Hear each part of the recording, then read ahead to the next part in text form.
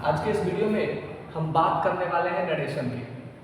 सवाल आता है कि नरेशन है क्या, नरेशन कैसा होता है, डायरेक्ट से इनडायरेक्ट में कैसे बदलते हैं, कैसे पहचानेंगे कि ये डायरेक्ट का है ये इनडायरेक्ट का है, कैसे हम बिल्कुल बेबाक अंदाज में नरेशन को बना पाएंगे कोई भी क्वेश्चन देखते हैं। तो हम लोग बेसिक से नरेशन को देख लें। तो स्टार्ट करते हैं, नरेशन है क्या। तो नरेशन का मतलब है सिंपल सा कहानी है, narrate something about someone, narrate something about someone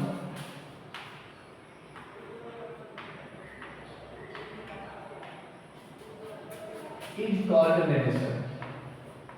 Narrate something about someone is called narration.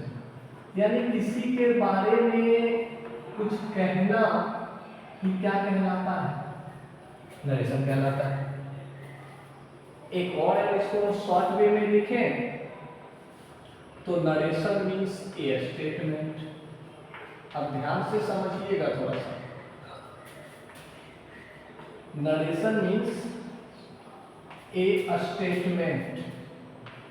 Narration का मतलब क्या होता है, एक कथन होता है।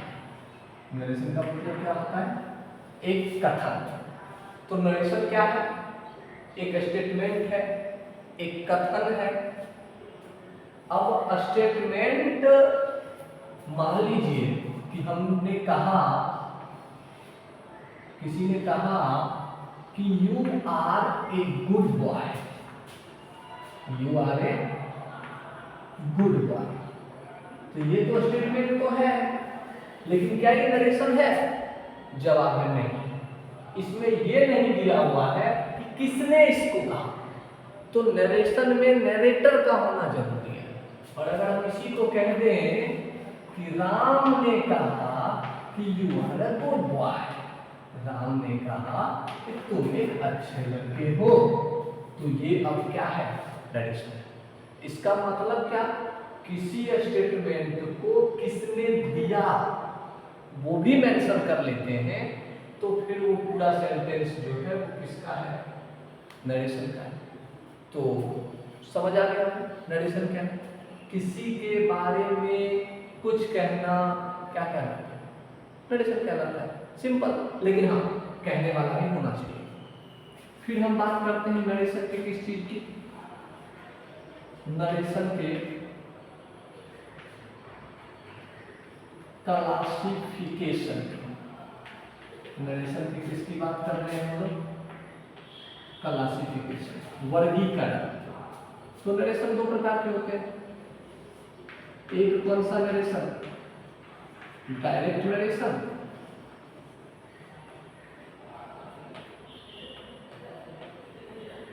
या फिर इसको आप डायरेक्ट स्पीच बोल सकते हो।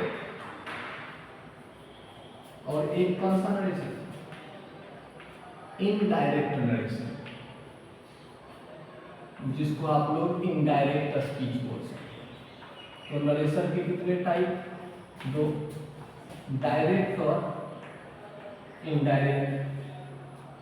सवाल आता है कि डायरेक्ट नरेशन किसको कहते हैं, तो सिंपल बात याद रखना, स्पीकर का जो स्टेटमेंट है, स्पीकर का मतलब बजने वाला नहीं, बोल रहा, ठीक है।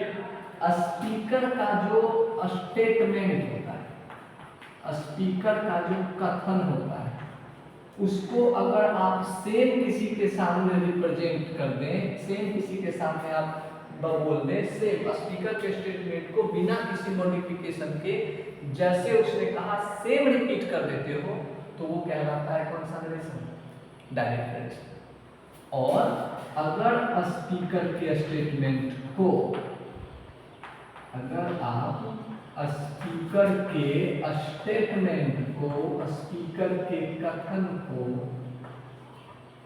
आप अपने तरीके से, अपने हिसाब से बोलते हो, तो वो नरेशन कौन सा नरेशन कहलाता है, इनडायरेक्ट। अब जिसको नहीं समझ आया समझो, मान लीजिए हम क्लास में हैं, बाहर आपसे कोई मिला, बोला जाओ धीरे से बुला कर, आप आए, हमको बोले, हमने कहा जाओ जाके कह दो, अभी हम मैं स्पीकर हूँ, सुनना है थोड़ा ध्यान से। मैंने कहा जाओ जाके कह दो कि धीरज सर यहाँ नहीं है, ये मेरा स्टेटमेंट है। आप वहाँ जाते हो कहते हो धीरज सर ने कहा जाओ जाके कह दो कि हम यहाँ नहीं है। इसका मतलब मेरे स्टेटमेंट को आपने बिना किसी मॉडिफिकेशन के, बिना किसी परिवर्तन के, मेरे ही भाषा में उसके सामने कह दिया, तो वो कौन सा नरेशन है? डायरेक्ट। और आप उसी को कह देते जाके धीरज सर नहीं है, तो वो कौन सा नरेशन?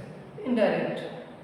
ओके, तो डायरेक्ट और इनडायरेक्ट नरेशन का आपने एग्जाम्पल समझ लिया। अब बहुत के साथ दिक्कत क्या होता है कि वो पहचान ही नहीं पाते कौन सा क्वेश्चन डायरेक्ट का है, कौन सा क्वेश्चन इनडायरेक्ट का है। तो आज हम कुछ और एक्स्ट्रा नहीं करेंगे, डायरेक्ट नरेशन को अच्छे से पहचानना सीखेंगे। आपके एग्जाम में पहले सिर्फ डायरेक्ट से इनडायरेक्ट नरेशन देता था, आजकल इनडायरेक्ट से डायरेक्ट भी देने लगा है और बहुत बच्चे इसी में फंस जाते हैं। तो हम अभी इस वीडियो में डायरेक्ट नरेशन को अच्छे से पहचानना सीखने वाले हैं। तो आइए सीखते हैं।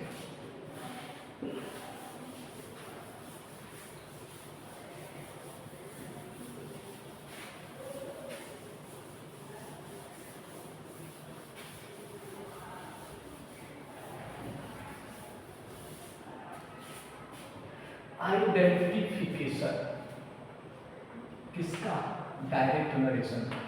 ध्यान रखिएगा, जिसने इसको सीखा अगला वीडियो उसको बहुत अच्छा समझ आएगा। और एक बार अच्छे से पढ़ लीजिए, लाइफ टाइम कभी नहीं भूलेंगे। Identification of